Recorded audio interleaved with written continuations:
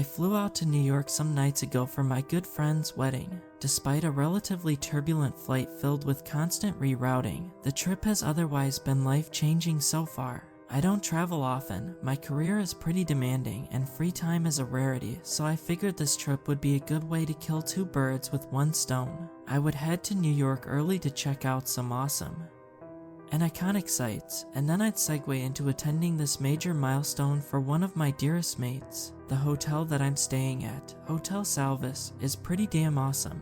The rooms are gorgeous, the service is fantastic, and there's a real nice flair to the space.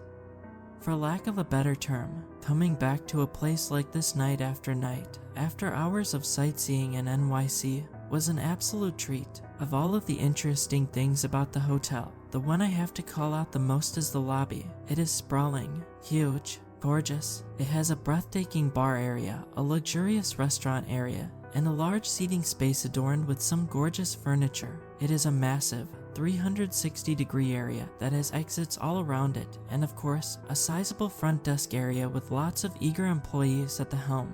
You could take the hallways leading out to the exits, or up to the elevators if you'd like, but it always felt fun to pass through the large middle area of the lobby and soak in some of the fun energy. On top of that, most of the hallways were generally quite empty, so it felt nice to be where all the action was. What I loved, more than anything, was that it was always lively in the lobby. It's 11 p.m., and I'm gonna leave my room for a spontaneous romp around the city. No worries, I'll pass through that lobby and I'll see people jovial, sharing drinks, eating great food, swapping stories, and having a ball. I come back at 2 a.m. People are still there, still having good times. I love this city, I thought to myself.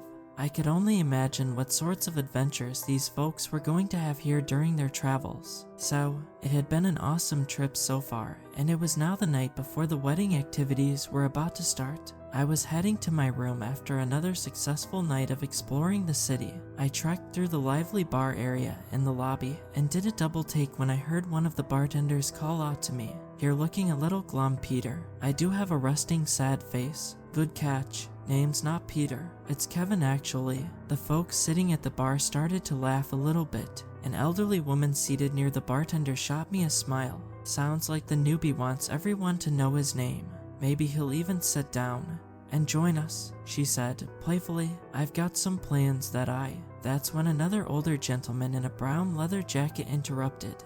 Sit down and have a drink. You have nowhere else to be. Screw it. This was kind of what I was hoping would happen. It felt like everyone here was having a good time with each other, so it felt nice to be invited to the festivities. I sat and joined everyone there for what was a very fun few hours. They asked me about what brought me here and why I was visiting, and I have to say, they were incredible listeners. Drinks were on them, and as someone who doesn't get to spend a lot of time just going with the flow, a spontaneous night of drinking with strangers was just what the doctor ordered. It was a well-needed reprieve from my usual life of work hard, save money, you can relax later. I was on holiday, and to have such worldly folks hanging off my every word was a good feeling. Off the heels of a fantastic night on an already fantastic vacation, I went up to my room, ready to call it a day. Wedding season was going to kick in very soon, so I figured it'd be smart to get some extra shut-eye. I entered my room. As I changed into my sleeping clothes, I noticed an enclosed envelope on my bedside table. It was tucked under a plastic display that had some generic hotel policy stuff on it. Interesting. Maybe some sort of coupon. Or thank you for staying with us. Note, not ever being one to take my time in opening up gifts, I snatched the envelope, opened it, and gave the letter inside a read. I was expecting to see some fancy letterhead, but instead, what I found in this envelope was a scribbled note on a piece of paper that looked as if it had been torn out of an old notebook. It read, "By now, you probably have some sense of what's going on. My best advice is to be very mindful about your remaining hours of tranquility. Assuming you're reading this on Thursday night, you have about 24 hours remaining. The hotel rules are mostly accurate. That said, no one can actually promise you that suicide will help you escape. If you want to talk, I'm the guy with the red jacket in the lobby. Best wishes." What? I was aware that this was likely a sinister prank by someone, but it still felt unbelievably intrusive. I wasn't sure if it was the guest who stayed in this room before me deciding to pull a trick on me, or if it was a room service person who had a morbid sense of humor. Whatever it was, it felt a bit extreme. I pondered it over for a moment, and then left my room, went into the empty hallway, and headed towards the elevator. I wanted to report this. I wanted to get it resolved and out of my brain as fast as possible so that I could have a good night's sleep. It was odd. Even though I was something like about 5 floors above the main lobby, it felt like I could hear the bustle and sound of the main floor much closer to me than I knew it was. I arrived at the ground floor and went right up to the front desk staff, letter in hand. There they were, fully attentive and bright as always. I felt a bit ashamed coming up to them with something negative to report, but I figured it had to be done. Hey, sorry, I just needed some help. Saw something weird in my room. I stopped as I saw both of the 2 front desk workers eye the envelope in my hand. They whispered to each other and then turned their attention back to me. "What can we do for you, sir?" they asked. I had this letter show up on the table in my room. It had some weird stuff written on it, and it said it was from the guy in the red jacket. The hotel worker nodded. He's heard this one before, I thought to myself. He subtly rolled his eyes before responding. "We'll take care of this immediately, sir. Thank you for bringing it to our attention." The front desk worker nudged his colleague, and they both made their way into the lobby. They looked back at me with a quick nod, sort of signaling a wait right there message, and I watched them head to the lobby area. They walked towards a solitary man donning a red jacket sitting in a large seating area, alone.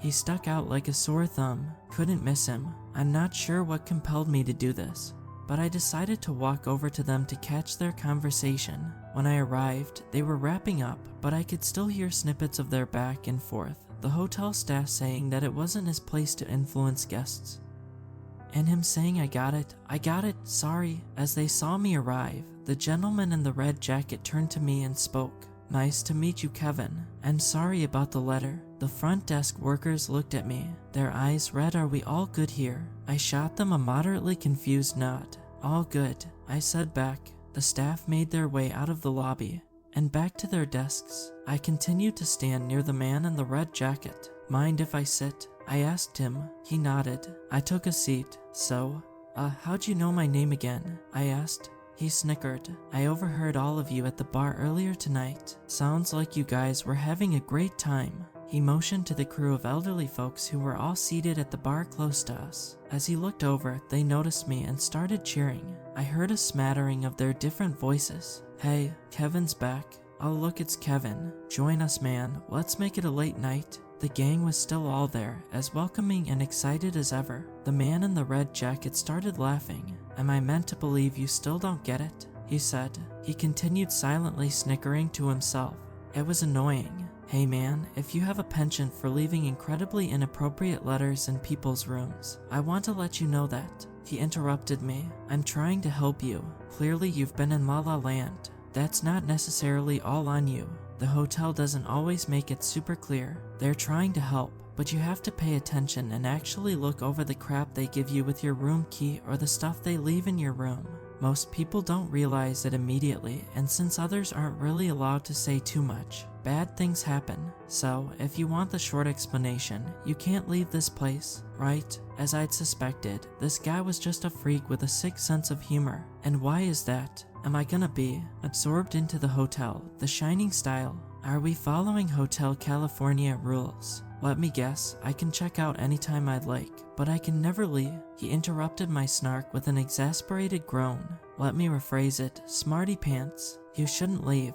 You very much can. I've seen you leaving constantly, on your merry way, every single day. But, very soon, you should be stopping that, he said, while pointing all across the main floor to all of the exits surrounding us. Before I could respond, there was an awkward pause. The folks at the bar were heating up with laughter. They were really into their conversation, extremely loud. I found a gap where they quieted down and I continued. "And why is that? If I leave the hotel, am I gonna be caught in some sort of sinister happening that takes place in New York City this time of year? Are there ghosts trolling the streets? Gremlins, potentially?" I said. "This isn't New York." "What?" He leaned in closer. "This isn't New York. It may look like it, sound like it, taste like it, but it's not New York." This guy was messing with me. It was the one single not great thing that had happened on this trip so far, and at this point, I was over it. Buddy, I get that you like to play pranks on people, but this is getting. He got up from his seat. Listen, I did my part. I'm not a talker and this conversation's gonna go in circles, so let me just leave it at this. Whether you're a superstitious person or the most grounded son of a bitch there is, just be sure you're back inside tomorrow well before 8 p.m. I saw you when you first came in. We all did, 5 days ago. Tomorrow marks your 6th-day anniversary. I'd recommend playing it safe. Best wishes, he said. He looked at the exit doors, and then back at me. Once you make it to then, I think you'll understand. And with that, he got up and walked off, leaving me with a strange, unsettling feeling. While he said his words with conviction, my gut didn't feel great about this guy. I didn't buy it. I got up to head back to my room, when I noticed the folks at the bar all looking at me, and all lighting up as I walked past. Screw it, the bar lobby is always a good time. I needed to shake off the bad energy. As I made my way to an open bar seat, the bartender gave me the same line he said to me earlier in the night. You're looking a little glum, Peter. It's still Kevin. But nice to see you again, sir. I plopped down at the lively bar area. The elderly woman I spoke with earlier kicked it off again. You got any new stories for us, Kevin? Maybe tell us what you do for a living. I laughed. They were odd but endearing. I rattled off random anecdotes and stories, and again, the group was great at asking follow-up questions, listening carefully and laughing at every joke I said. Even the folks at the far end of the bar who couldn't hear me seemed to be having a pretty good time just by me being there. While being the life of the party was nice, I still couldn't shake the weird pit of my stomach sensation I had from speaking with the man in the red jacket. After about an hour of hanging out, I decided to leave and go up to my room. As I made my way to the elevator, I looked back to the folks in the lobby. They remained lively, extremely loud, drinking, immersed in conversations. They smiled at me as I looked back. I continued on my way, but thought to myself, the lobby feels safe. I want to stay there. I made it back to my room. My friends were gonna arrive very late that night, and so we were all gonna meet up together tomorrow. I made sure to focus on getting a good night's sleep and tried to keep my mind off of the weird happenings I'd run into that day. I slept in and woke up the next day, completely fresh and ready for the day ahead of me. Or so I thought. I started with my normal morning routine. Splash my face with some water, a big stretch, cup of Joe from the coffee machine in my room. Spend some quality time waking up before checking my phone. This was holiday time.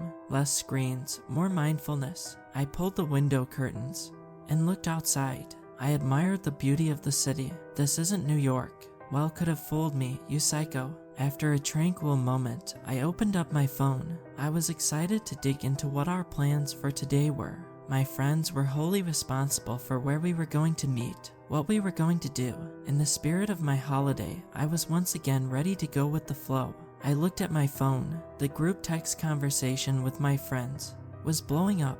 They were all downstairs in the lobby. Awesome. Glad they all made it okay. I texted them to let them know I'd meet them at the bar, and I was on my way. I left my room, went down the empty hallway, and made my way to the elevator. The words of the man in the red jacket were starting to float around in my brain. The hotel doesn't always make it super clear. You have to pay attention. I got in the elevator. The doors closed in front of me. I decided to properly take in my surroundings during this short trek to the main floor, and noticed a large advertisement in the elevator. I read it carefully. Hotel Salvis, you're not just safe, you're with friends. What? The doors opened and I was on the ground floor, dazzling and gorgeous as ever, with an attentive crew working the front desk, and that same gang of folks hanging out in the lively middle area of the lobby. I walked towards the bar, and again, the usual suspects there noticed me and lit up immediately. It dawned on me that a lot of these folks were drinking very early in the day. I mean, come on, it was like 11 a.m., and I'd seen some of these folks drinking into the late hours of the night before too. The group started up as they always did. Kevin, got some stories for us, Big Kev, man of the hour. I sat amongst these strangers while simultaneously checking my phone minute by minute and scanning my surroundings for my friends. My friends kept saying they were at the bar, but I couldn't see them anywhere. It was alright though. The lobby felt safe. The lobby was alright. Jesus, I noticed that my inner monologue was getting stranger. Why was my gut feeling continually telling me that the lobby was safe? I continued checking my phone and looking around for them, while haphazardly answering the questions of the folks at the bar and riffing off of their anecdotes. It was the same folks as before, the elderly woman, the bartender, the man in the brown leather coat, and other familiar faces that had grown to become mainstays here. What's new in your world, Kevin? Oh, not much, really. You know, I came here with Debbie. You know Debbie, there she always goes wandering off. I should have kept an eye on her. That's great, always good to come with company. Looking a little glum, Peter and Kevin. But it's cool, you can call me Peter if you want. I was barely attentive and just continually eyeing my phone. My friends kept insisting they were right here, grabbing drinks from the bar. Was there another bar inside that I had completely missed or something? I continued lounging around, and to my continual surprise, even my half-assed answers to the bar folks were being received very positively. I guess they all just liked my vibe. Fighting off thoughts about scary hotel folk tales or fears that maybe I was dead and this was some sort of purgatory, I got up from my seat and headed out to one of the exits. Even with the man in the red jacket's warnings in the back of my mind, I had some time, right? I texted my friends to let them know I'd meet them at the front entrance. I opened the doors and went into the outside world, and things were fine. I took a stroll around the neighborhood. I smiled at strangers. This was still New York. Of course it was. I unfortunately still couldn't find my friends, but I still enjoyed my hours in the city, remaining diligent of the time and keeping my eyes peeled for more responses from my friends. I made my way back to the hotel at 6 p.m. sharp. Let's arrive early, I thought to myself. I won't tempt fate. I arrived and walked right on through the lobby past all of the infused strangers I'd come to know over the last few days. I made my way up to my room. I sat on my bed. I was ignoring texts and calls from my friends at this point. I wanted to wait until it was past 8 p.m. Once I knew everything was okay, then we could all meet up again. The minutes passed by excruciatingly long. What was I doing? This was stupid. This anxiety wasn't warranted. Red jacket guy was just messing with me. Everything is fine. I'm sure me and my friends are all just lost and need to look at a map or something. I took a deep breath, letting the time pass. It was 7:40 p.m. Hell, time wasn't moving fast enough. To get my mind off of everything, I made a cup of coffee and explored the hotel room. I pulled the curtains back and looked outside. Still gorgeous, still New York. I explored the drawers and cupboards in the room, all empty. Fair enough. I scanned the room. Bed, closet, a quaint-looking bedside table with a plastic display on it with some generic hotel language. I wasn't sure if my mind was playing tricks on me, but it still felt like I could still hear the buzzing of the lobby, the music, the banter, glasses clinking. The lobby was safe. God damn it. My inner monologue was seriously starting to slip away from me. I was probably spending too much time there. I could still hear the bartender in my head saying, "You're looking a little glum, Peter," and the elderly woman saying, "Oh, Kevin's stories are marvelous. Always a thrill to hear new stories." The sounds were so vivid, it almost felt like all of them were directly downstairs from me or something. 7:55 p.m. I continued exploring. I opened another drawer, a laminated sheet of paper, and a gun next to it. What the hell? I could feel myself shivering a little bit. My heart was racing. I pulled the curtains back again to peek outside at New York. I needed to ground myself. Yep, it was still there. Still New York. It's all okay. Maybe just something the last guest left in this room. I returned to the drawer. I read the sheet next to the gun. Its title was A Guide to Quick and Effective Suicide by Hotel Salvis. Nope, didn't need that in my life. Just ignore it. 7:59 p.m. Staring outside. Still New York. And there it was. 8 p.m. Then 8:01 p.m. 8:02 p.m. 8:03 p.m. It was all okay. Then came 3 knocks. Someone was at the door. I was on autopilot at this point. I grabbed the gun from the drawer. I looked outside my door's peephole. It was the man in the red jacket. I'd had enough of this prank.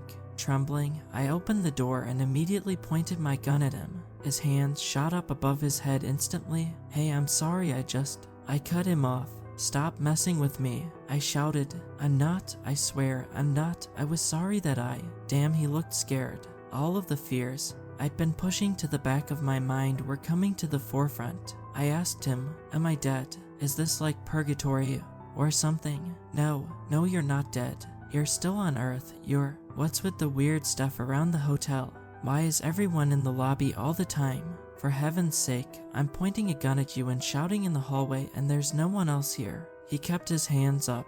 He took in a deep breath, and he answered, "The lobby's the only place that drowns out the sounds. That's why we're all down there. Why we're always down there. The sounds." I asked, "For the love of God, please don't shoot me. I have no idea what'll happen if I die." "What does that even mean? Didn't you look through the guides in your room, on your bedside table? The thing I put my envelope under?" He said back, nervously shouting, "That nonsensical hotel rules guide on the table in the plastic casing." No, I guess I didn't. I backed into the room and slammed the door behind me. I put my gun on the bedside table. I read over the plastic display's generic hotel guidelines. Guidelines for Hotel Salvis. 6 days of tranquility on us. We strongly discourage guests from leaving the hotel after the tranquility period has passed. The tranquility period cannot be extended.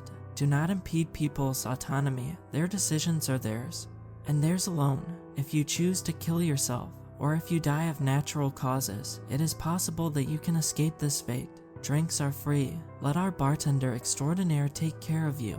Tell him Peter sent you. No smoking in the lobby, please. Have a wonderful stay. Hotel Salvis cannot fully assure that you will be able to escape."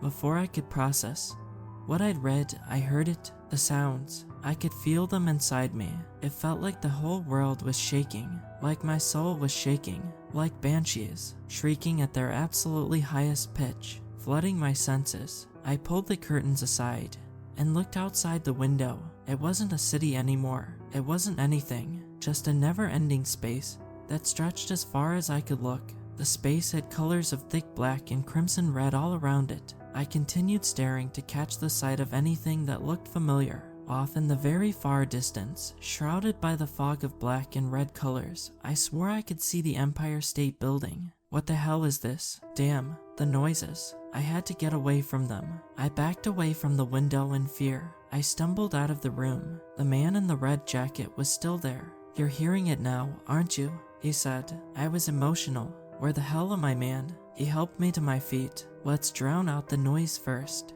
We walked down the hallway, into the elevator, and down to the ground floor. The noises were everywhere. A choir of it. It was amplified, overwhelming. I could feel it in the center of my head. All around me. We emerged into the lobby. The familiar music and liveliness. He was right. It was drowning out the noise. Little by little, the lobby is safe. The group of usual guests at the bar lit up as we rounded the corner. Everyone was there, seated, smiling as we arrived. I made it to the bar, with the man in the red jacket beside me. The bartender greeted us. "You're looking a little glum, Peter." I didn't dignify it with a response this time. I just sighed. At least, the screeching was somewhat blacked out. I looked up at the bartender. He wasn't really looking at me. He was looking past me, to the exit doors surrounding us on the main floor. I turned around and looked at the exits. With the backdrop of a never-ending space of crimson red and pitch black, there it was, them, pressing up against the doors, wanting to be let inside. "Come on, Kevin, tell us some new stories," said the elderly woman. I ignored it. "I came with Debbie, shoulda kept my eyes on her, but I lost her," said the man in the brown leather jacket. The man in the red jacket started speaking. "Peter is the bartender's son. Years back when they first arrived, Peter stayed outside past the tranquility period. He didn't know what it meant at the time. He motioned to the others seated with me. Some people have been here longer than others. Many of them lost someone they traveled with to the outside, didn't realize the severity of the tranquility period, and now they're all here, in the lobby, looking for distractions, to drown out the noise." I scanned the bar. Everyone was smiling and cheering, but I saw the crinkles of desperation in the corners of their eyes, something I didn't notice before. They had to be loud, to drown it all out. "Where are we?" The man in the red jacket took a moment to really think. "We're still here, on planet Earth. From the discussions all of us have had at the bar, it sounds like we all had the same thing happen on our trip here. At some point, late in the flight, the pilot had to reroute due to turbulence. That happened to me too, and we ended up here. Very similar to New York by all accounts. At first, anyways. Heck, if you stare out hard enough into the strange horizon surrounding us, you can see little hints that NYC physically ain't that far from us. But right now, we're trapped, not in purgatory, very much ourselves, and very much alive. But if we leave this building, we're at the whim of whatever's out there, and whatever's out there doesn't seem to be very friendly. I looked outside. The noises were coming to the forefront again, those screams. At first, it sounded like evil creatures, banshees, demons, something in that universe. But something about the sounds was starting to become clear to me. There was almost a human quality to them. "You're looking a little glum, Peter." I could sense the lump in his throat as the bartender said it again, looking straight outside, straight at something, the remnants of someone familiar begging to be let in. As I watched the chaos outside the exits, I turned my attention back to the folks around me, the loud anecdotes, and conversations and stories and drinks designed to drown out the noise. My phone continued blowing up, with calls and texts from friends and family, but I ignored them. None of that was important right now. Soon, I was going to formulate a plan, figure out exactly where all of us were, and see if there was some way we could get out of this place. In the meantime, I owed the man in the red jacket a drink, for saving me from what seemed to be a hellish eternal fate. Now, it wasn't a celebration, a wedding, or a holiday anymore, but it was okay. The lobby is safe.